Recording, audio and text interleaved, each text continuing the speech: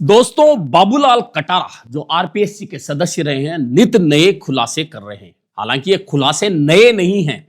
लेकिन ईडी के सामने उनके जो बयान आए हैं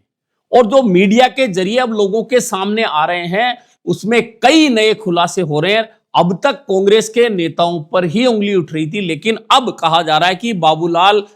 कटारा की सिफारिश करने वालों में भाजपा के लोग भी शामिल थे। और ना सिर्फ शामिल थे, बल्कि बाबूलाल कटारा जब इंटरव्यू में गड़बड़ी करता था, तब जो सिफारिश करने वाले थे उनमें भाजपा के नेता भी हैं। हालांकि कांग्रेस के नेता ज्यादा थे और जो मीडिया के जरिए सारी कहानियां बाहर आ रही हैं, उस कहानी में कहीं ना कहीं वह सारी चीजें नजर आ रही हैं।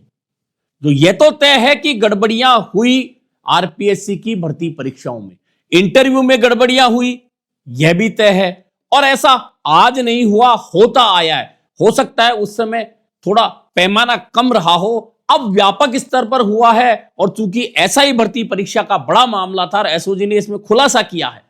ऐसे में बाद में ईडी में जब मामला पहुंचा, और ईडी में जब मामला पहुंचा है, लगातार ईडी ने जब बयान लिए हैं बाबूलाल कटारा के, उन बयानों की फाइलें और परतें अब धीरे धीरे मीडिया के जरिए लोगों के सामने आ रही है, तो कई लोगों के चेहरे से नकाब भी हट रहा है। अब आप देखिए कि दिनेश खोडनिया का नाम पहले आया और बाद में दिनेश खोडनिया ने अपनी सफाई में कहा कि ईडी ने जो छापा मारा था उनके पैसे भी लौटा चुकी है और बाबूलाल कटारा अपने बयान से भी मुकर चुके हैं। लेकिन अब जो नई खुलासे मीडिया के जरिए सामने आए हैं, उसमें एक बार फिर सामने आया है कि खुद दिनेश खोडनिया के नेतृत्व, मैं बहुत स्पष्ट कर रहा हूं, नेतृत्व, उदयपुर संभाग के तमाम कांग्रेस नेताओं का नेतृत्व दिनेश खोडनिया करता था। यह बात मैं पहले भी कह चुका था और अब भी कर रहा हूं, और इसलिए करता था कि दिनेश खोडनिया के तार सीधे सीधे पूर्व मुख्यमंत्री अशोक गहलोत से जुड़े हुए थे। और दिनेश खोडनिया के साथ में महेंद्रजीत मालवीय, बड़े आदिवासी नेता, रघुवीर मीणा, बड़े कांग्रेस के नेता, सीडब्ल्यूसी सदस्य, अर्जुन बामणिया और अन्य जो नेता उस एरिया में थे। क्योंकि दिनेश खोडनिया कांग्रेस की सरकार में कितना पावरफुल था कि उदयपुर संभाग, जिसमें उदयपुर शहर, उदयपुर ग्रामीण, डूंगरपुर, बांसवाड़ा और प्रतापगढ़, इस क्षेत्र में अगर कुछ भी होना होता था और दिनेश खोडनिया की मर्जी नहीं होती थी, तो फिर वह काम नहीं होता था, कोई भी अधिकारी नहीं करता था। क्योंकि दिनेश खोडनिया अशोक गहलोत की आंखों के तारे उस संभाग के उस समय तक बने हुए थे। अब क्या संबंध है वह अलग बात है, लेकिन दिनेश खोडनिया उस समय तक आंखों के तारे अशोक गहलोत के बने हुए थे। ऐसे में अब जब रोज नित नए खुलासे हो रहे हैं कि इन लोगों ने, तमाम नेताओं ने जाकर अशोक गहलोत से, तत्कालीन सीएम से सिफारिश की कि बाबूलाल कटारा को आरपीएससी का सदस्य बनाया जाए, और बाबूलाल कटारा को सदस्य बनाया गया। अब बाबूलाल कटारा कहते हैं कि मैंने 1,30,00,000 रुपए देकर सदस्यता हासिल की है। और इन खुलासों के अलावा सबसे महत्वपूर्ण बात यह है कि जब इंटरव्यू होते थे, तो अभ्यर्थियों के पक्ष में जो नेता सिफारिश करने गए थे पूर्व मुख्यमंत्री के पास में, उन्हीं नेताओं का नाम लेकर ईडी में बाबूलाल कटारा ने कहा कि ये नेता इंटरव्यू से पहले अभ्यर्थी का नाम भेजकर सिफारिश करते थे और उस सिफारिश के आधार पर हम कई फैसले लेते थे। यह बहुत महत्वपूर्ण बात है। हालांकि अब राज्य सरकार ने एसओजी को कहा है कि बाबूलाल कटारा के जो बयान हैं,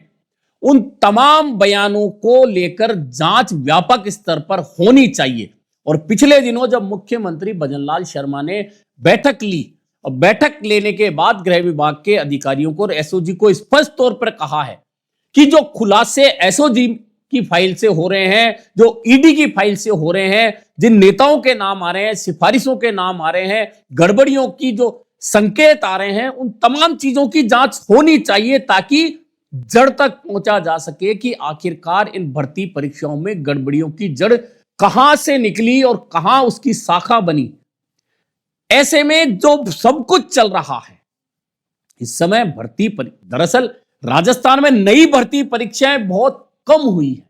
और तमाम भर्ती परीक्षाओं का जो सिस्टम है अभी चरमराया हुआ है, क्योंकि आरपीएससी के सदस्य 2 जेल में चले गए, 2 ने इस्तीफा दे दिया और अब जो सीटें खाली है उन पर नियुक्तियां भी होनी है, जिनमें से कुछ नियुक्तियां हुई है। लेकिन सबसे बड़ा सवाल यह है कि आरपीएससी की साख पर जो बट्टा लग चुका है, लोगों को अब आरपीएससी पर विश्वास नहीं रहा है, क्योंकि किसी एक भर्ती परीक्षा में गड़बड़ी होती तो समझ आती। लगातार 3 साल तक हुई परीक्षाओं में एक के बाद एक गड़बड़ी, इंटरव्यू में एक के बाद एक गड़बड़ी और एसओजी की कार्रवाइयों में कई भर्ती परीक्षाओं में गड़बड़ियों के बाद अभ्यर्थियों को पकड़ना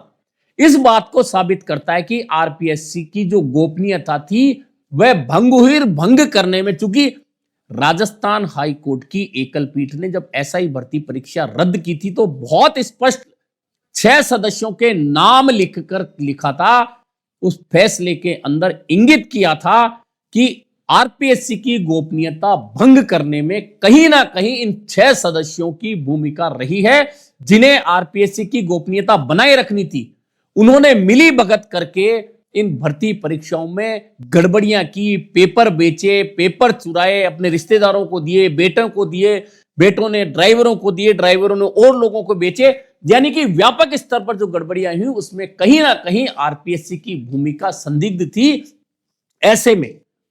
अब जो सारे खुलासे बाबूलाल कटारा की ओर से ईडी के सामने बयानों में किए गए हैं और वे खुलासे अब मीडिया के जरिए बाहर आ रहे हैं, बहुत निश्चित तौर पर उन अभ्यर्थियों के लिए चिंताजनक विषय है जो पूरे साल मेहनत करने के बाद में एक परीक्षा देते हैं। उस परीक्षा में जब वे पास होते हैं तो एक खुशी का पल होता है, लेकिन बाद में पता चलता है कि इस भर्ती परीक्षा में बहुत बड़ी गड़बड़ हुई है और इस पर अब